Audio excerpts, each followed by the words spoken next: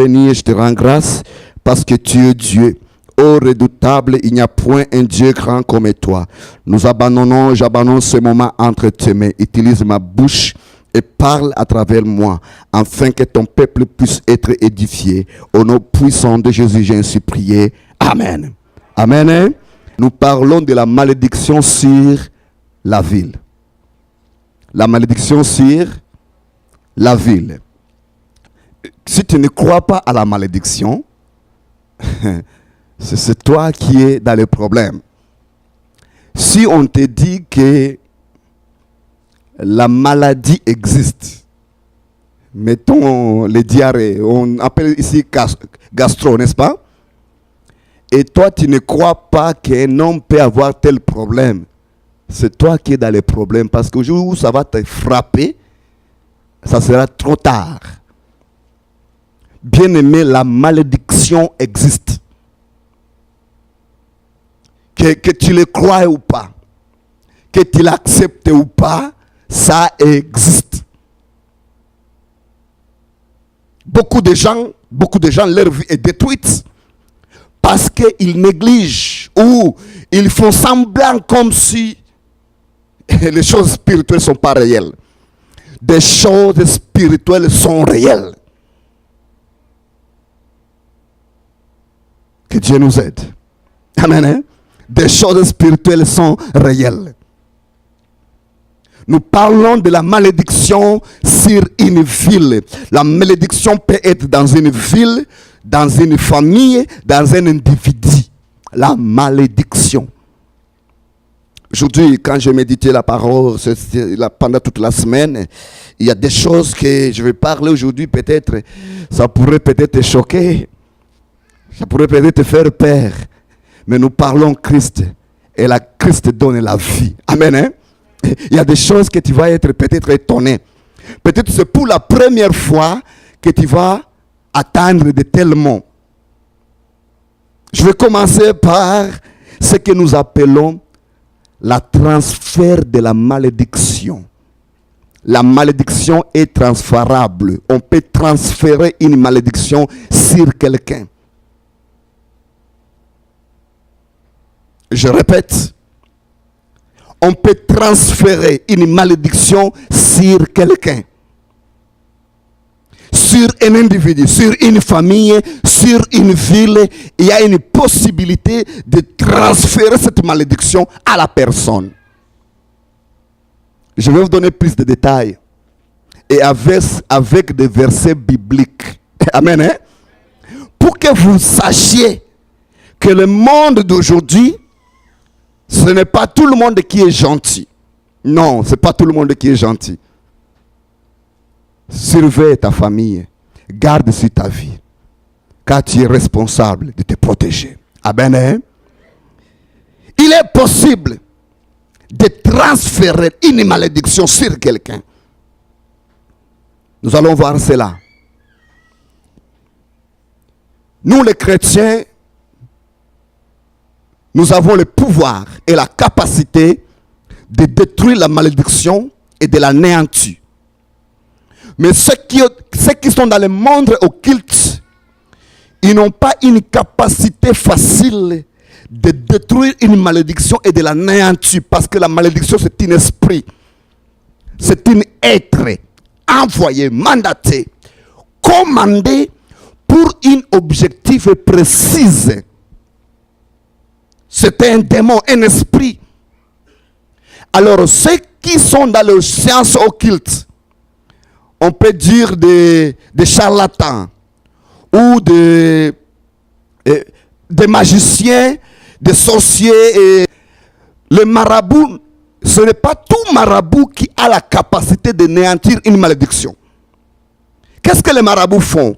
Quand quelqu'un est maudit avec n'importe quelle malédiction, il va consulter un marabout. Comme un marabout n'a pas la capacité d'abolir ou d'arrêter cette malédiction, il peut transférer la malédiction sur quelqu'un d'autre. Nous allons voir ça dans la Bible. Alléluia. Ah oui, nous allons voir où? Dans la Bible, que c'est possible que quelqu'un jette sur tes enfants la malédiction de notre famille. C'est possible. C'est possible. Tu vois, à un moment donné, vous étiez bien, les gens commencent à changer petit à petit.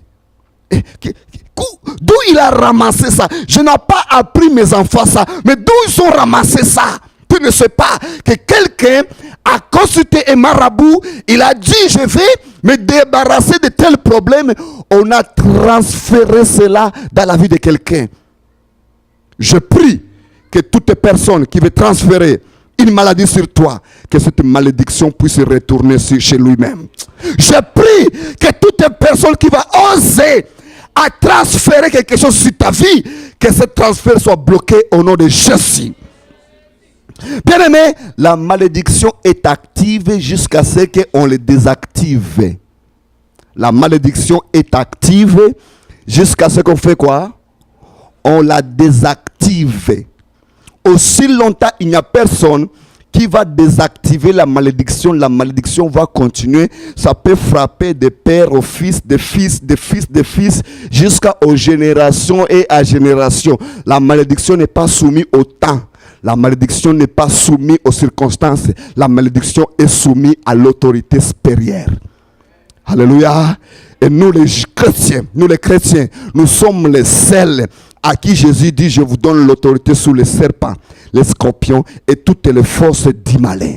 Est-ce qu'on peut acclamer pour le Seigneur? Oui, il est possible que tu puisses recevoir quelque chose. Et ce que tu reçois, ce n'est pas un bon cadeau. C'est un transfert d'un problème. Car la malédiction existe. Qui peut désactiver une malédiction? Ah, ça c'est un autre problème. Celui-là seulement qui est en communication avec Jésus a la capacité de désactiver, d'arrêter, d'annuler toute activité d'une malédiction sur lui. Si tu n'es pas chrétien, c'est pour cela que nous sommes basés à la crainte de Dieu. Et il y a beaucoup de gens qui ont quitté cette église parce qu'on parle trop du péché. Bien aimé, si on parle plus du péché, nous ne serons plus une église de Jésus. Alléluia. Oui, je suis honnête. Si on ne parle pas du péché, nous ne serons plus une église de Jésus. Parce qu'il n'y a que le péché qui donne accès aux ténèbres de nous détruire. Si nous marchons propres devant Dieu, nous allons être vraiment forts et puissants. Alors, la malédiction, aussi longtemps il n'y a personne qui l'arrête, la malédiction va continuer. Alléluia. Il faut quelqu'un qui doit faire une déclaration de dire, moi, je dois arrêter cela. À travers moi, quelque chose doit changer. Ce que mon père a vécu, moi, je l'ai passé, mais mes enfants ne le passeront jamais. Il faut que quelqu'un fasse une déclaration. Parce que la malédiction peut rester active de génération à génération. Est-ce qu'on peut acclamer Christ? De génération en génération. La malédiction. Que Dieu nous aide. Voyons d'abord les transferts de malédiction. Nous les chrétiens, Dieu nous a donné la capacité et l'autorité d'annuler et d'arrêter, de briser et d'effacer toute activité spirituelle qui ne donne pas gloire à Dieu. Toute malédiction qui est déclarée contre nous, nous avons la capacité de la détruire. Nous les chrétiens. Mais dans le monde spirituel, ceux qui sont avec Satan, ce n'est pas tous les marabouts qui ont cette capacité. D'où, comment ils vont faire? Si quelqu'un a une malédiction dans sa vie ou dans sa famille, il va venir chez un marabout. Il va dire, voici mon problème. Le marabout va dire quoi? Fais un sacrifice. Quand il va faire son sacrifice, il y a une partie du sacrifice que le marabout va prendre pour donner à ce Dieu. Une partie des sacrifices que marabout va prendre pour lui-même. Il y a une partie des sacrifices que la personne va faire une déclaration. Quand il va faire cette déclaration, il est en train de dire des choses. Alors le marabout, qu'est-ce qu'il va faire? Le marabout, il va être en contact avec ce démon. Il va dire au démon, nous vous demandons d'entrer dans les sacrifices. Le sacrifice, ça sera une porte pour entrer dans une autre demeure, parce que l'être humain est une maison pour les êtres spirituels. Nous sommes une maison pour Dieu et nous pouvons être une maison aussi pour Satan. Alléluia. Est-ce que vous comprenez un peu? Alors, le sacrifice va être une route pour entrer dans une autre demeure. Quand le marabout va faire ses cantations, ce sacrifice, ça pourrait être l'argent, ça pourrait être un objet. On va prendre cet argent, surtout dans les pays africains, on va jeter cet argent dans la rue. On jette cet argent dans la rue. Surtout, c'est à 4 h du matin, dans les croisements de rue, on va jeter cet argent. Quand quelqu'un passe, dès qu'il ramasse cet argent, il ramasse la malédiction. Alléluia. Il ramasse quoi?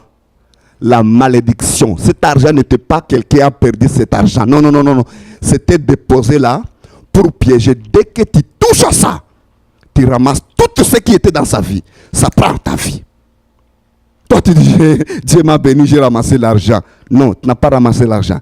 Tu as ramassé des problèmes. Écoutez-moi bien. Dans l'ignorance, ça a déjà arrivé dans ta vie.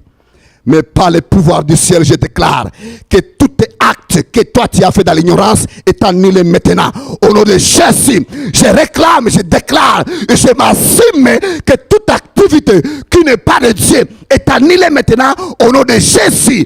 Parce que quelque part, tu étais ignorant. Que Christ te rend justice. Est-ce que tu peux acclamer? Tu peux acclamer pour Christ. Que Christ te rend justice. Parce qu'une malédiction sans cause n'a pas un effet. La malédiction est transférable.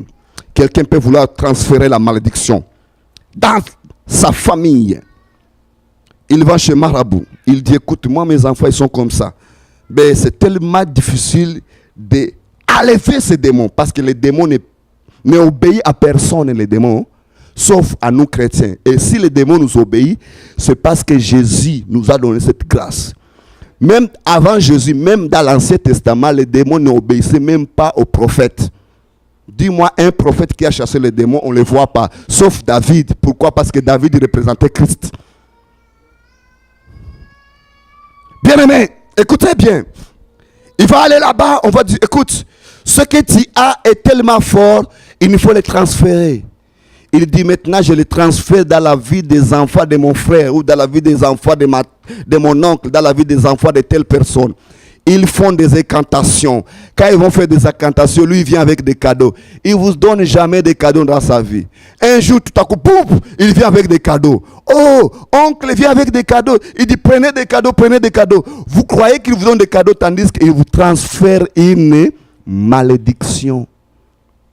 Recevoir des cadeaux, ce n'est pas mauvais. Mais quelqu'un qui vous a donné jamais de cadeaux dans sa vie, tout à coup, il vient donner les cadeaux. Qu'est-ce qui s'est passé? Quelqu'un qui ne donne jamais facilement. Vous savez, nous savons dans la famille qui donne et qui ne donne pas, n'est-ce pas? Quelqu'un qui est tellement dire ne donne jamais facilement. Tout à coup, il vient gentil, il vous donne et puis disparaître. Bien-aimés, nous devons prier. Parce qu'il y a des gens qui sont ignorants et ils sont dans l'embuscade des ténèbres. Que le Seigneur vous fasse grâce. Alléluia. Qu'à travers toi, que des choses changent maintenant. Qu'à travers toi, que le page soit ouvert à cause de Christ. Est-ce qu'on peut acclamer pour la gloire de Dieu? Oui, il est possible de recevoir la malédiction par un transfert. Et ça qu'on sache, ça tombe sur nous. Que Dieu nous aide. Nous bénissons Dieu. Parce que Christ est à nous, nous sommes les intouchables. Alléluia. Christ est à nous, nous sommes les intouchables. Bien aimé, même dans les niveaux, il y a beaucoup de gens ici qui font des affaires. Il y a beaucoup de gens qui sont les travailleurs autonomes ici. Je vous dis, même dans les affaires, prie pour qui que ce soit qui veut être ton partenaire dans les affaires. Prie pour lui. Ne rejette pas la personne, mais toi prie. Parce que tu ne sais pas quelle idée qui a derrière lui. Nous allons voir ça dans la Bible. Amen, hein?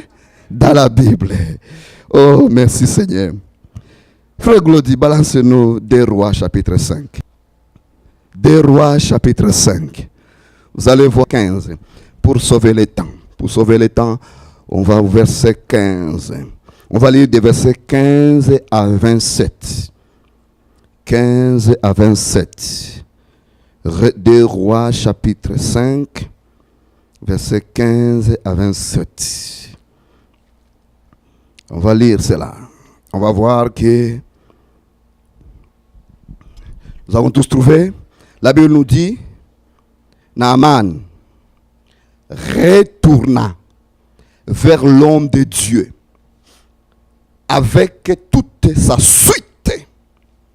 Lorsqu'il fit arriver, il se présentant devant lui et dit, voici, je reconnais qu'il n'y a point de Dieu sous la terre si ce n'est en Israël.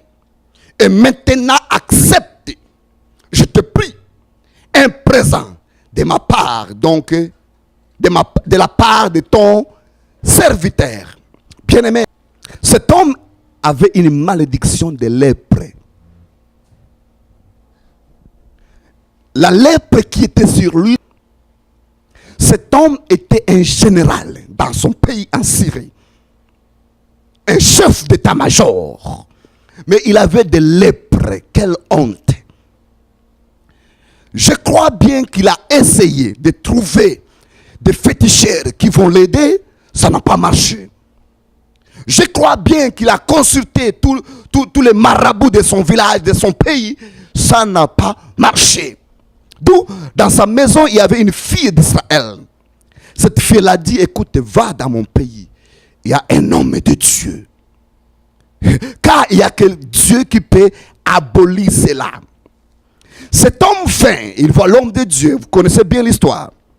Ce qui m'intéresse beaucoup, au verset 5, 15, là, il est délivré de la malédiction. Il est délivré de son problème. Au verset 5. Il sait, quand il a vu qu'il est délivré, il est maintenant propre. Sa malédiction est partie. Qu'est-ce qu'il a fait? Il a retourné à l'homme de Dieu. Il vint. Il dit à l'homme de Dieu, merci. Tu as prié pour moi. Grâce à toi, je suis libéré. Grâce à toi, je suis sauvé. Maintenant, je te donne les offrandes. Bien-aimé, les offrandes d'un chef d'état-major. Ce n'est pas une offrande de $10. Amen, hein? Mais, ce qui est compliqué, je vous dis quelque chose un jour. J'ai vu mon pasteur refuser quelqu'un qui a amené l'offrande. Les gars amènent l'offrande, le pasteur se lève et dit, ah non, toi ne mets pas ton offrande dans les paniers. Les anciens étaient tellement furieux. Ils disent, mais pourquoi le pasteur refuse l'offrande de ces messieurs? Le pasteur dit, non. Le Saint-Esprit me dit qu'on ne peut pas prendre ton offrande. Va avec ton offrande. Les gars a pleuré. Pasteur, laisse-moi donner ça. Le pasteur dit, non, tu ne donnes pas ton offrande. Va avec ton offrande. Plus tard, 5 ans plus tard, on a su que cet homme voulait donner ça pour sacrifier l'église. Cet homme vint, il dit à l'homme de Dieu, merci. Mais je te donne quoi? L'offrande. Qu'est-ce qu'il a dit? S'il te plaît, accepte, je te prie, un présent de la part de ton serviteur. S'il te plaît, prends mon offrande. Verset 16. Élisée répondit, l'Éternel donc que je suis, le serviteur est vivant.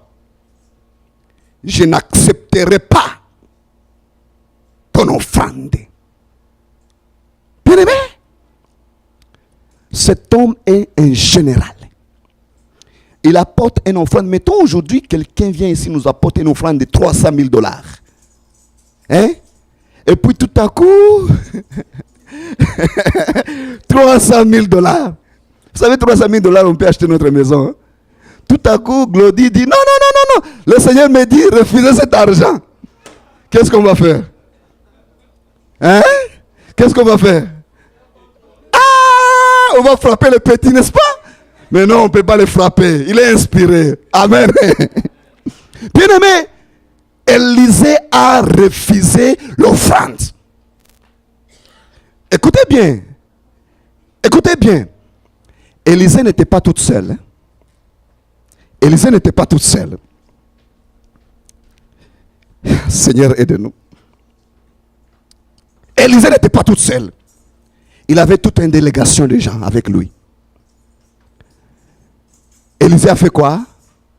Il a refusé l'offrande. Pourquoi? Parce que le Saint-Esprit a révélé à Élisée que cette offrande que quelqu'un veut donner, avant de venir, il avait fait les incantations. Ce n'est pas une simple offrande. Ce n'est pas une offrande qui sort du cœur. C'est une offrande que la personne a déjà fait sa prière. Écoutez bien. Élisée refusant. Naaman le pressa d'accepter. Écoutez, un général refusa. Élisée refusa. Parce que Élisée voyait ce que les autres ne voyaient pas. Élisée ne voyait pas de l'or, ne voyait pas tout ce que les cadeaux, il voyait tout ça. Il voyait les cœurs qu'il voulait donner. Qu'est-ce qu'on a fait avec cette offrande avant de venir chez moi? Alléluia.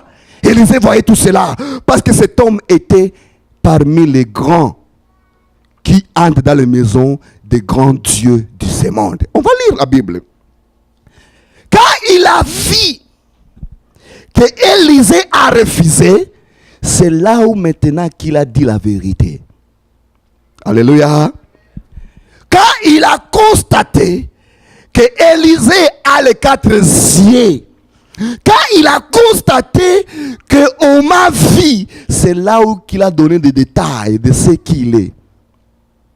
Alléluia. Quelqu'un t'appelle de tout filet. Je me rappelle un jour, quand j'étais en Kin, j'ai conduisais un autobus, parmi mes autobus, et puis il y a eu un chicane.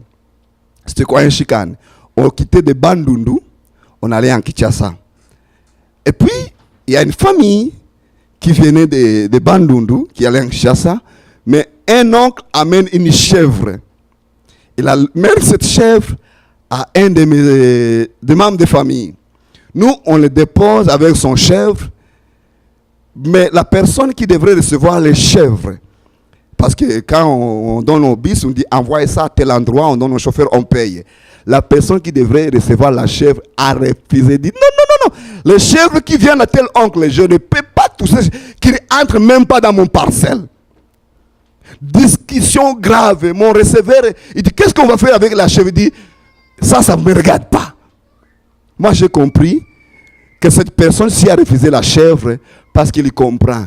Un chèvre qui vient du village ne vient pas pour rien. Parce que cet homme, c'est plus tard qu'il nous a dit que cet homme ne nous a jamais rien donné. S'il nous donne parce qu'il est malade. S'il est malade parce qu'il a fait des choses. Et si on accepte sa chèvre, cette maladie peut se transférer sur nous et c'est vrai. Nous allons voir cela dans la Bible. Verset 17. Alors, Naaman dit, puisque tu refuses, offrira qu'à l'Éternel. Voici, écoutez bien 18, voici, toutefois, ce que je prie, maintenant c'est Aman qui commence à se repentir. Toutefois, ce que je prie, l'Éternel, de pardonner à ton serviteur, quand mon maître entra dans la maison de Rimon, un dieu, un démon. Écoutez bien. Pour s'y prosterner, qu'il s'appuie sur ma main. D'où son roi, quand il entrait dans la maison d'un dieu, d'un démon, il allait avec lui. Le dé s'est prosterné devant ce Dieu-là. Il a donné beaucoup de choses. Attends, je vais sauter. Ça, ce n'est pas des choses qui m'intéressent beaucoup. Je vais sauter. Vous pouvez les lire à la maison. Écoutez maintenant, verset 20. C'est là où ça nous intéresse. Oh, oh, oh. Bien aimé, le pasteur a dit non. Le fidèle dit, ce pasteur-là n'a pas dit. Nous allons courir, prendre les présents. Élisée a refusé. Son serviteur Géasi dit, comment ça? On n'a pas d'argent. Élisée refuse. Moi, je vais courir pour prendre ces cadeaux. La stupidité, la cupidité apporte la malédiction. Quand Élisée a refusé, Élisée a vu des conséquences qui vont suivre. Mais Géasi n'avait pas les yeux spirituels pour voir ce qui est derrière ce présent. Il se dit de lui-même, mon maître a refusé, moi je vais courir, aller prendre ça. Bien aimé, il est parti. Il a menti. Il a demandé les cadeaux. Le général, quand il l'a vu, il a dit, ah, tu viens? Il dit, oui, je viens. Il a dit des choses. Le général a donné des cadeaux. Il a donné de l'argent, de l'or. Écoutez maintenant, verset 26. Verset 26.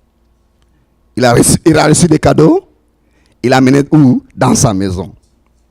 Écoutez bien, sa femme n'était pas là. Ses enfants n'étaient pas là. Mais il amène les cadeaux dans sa maison. Lui, il voit les cadeaux. Écoutez bien. Verset 25. Puis il alla se présentant à son maître. Élisée lui dit, d'où vient-il, Géasi? Il répondit, ton serviteur n'allait ni d'un côté, ni de l'autre. Il m'a encore. Il m'a encore. Verset 26. Mais Élisée lui dit, mon esprit n'était pas absent lorsque cet homme a quitté son char pour venir à ta rencontre.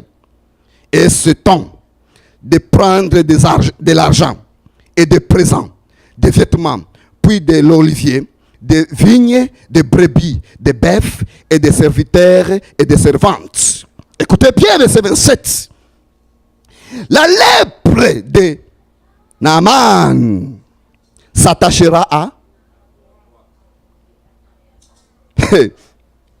la lèpre de Naaman s'attachera à toi et à ta postérité.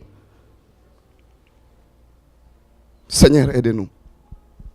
Des choses spirituelles sont réelles. La lèpre de Naaman s'attachera à toi et à ta postérité pour toujours. Géasi est sorti de la présence d'Élisée avec une lèpre. Bien aimé, ce n'était pas des jets. Ce n'était pas de la blague. Il a lui-même provoqué la transfert de la malédiction sur lui.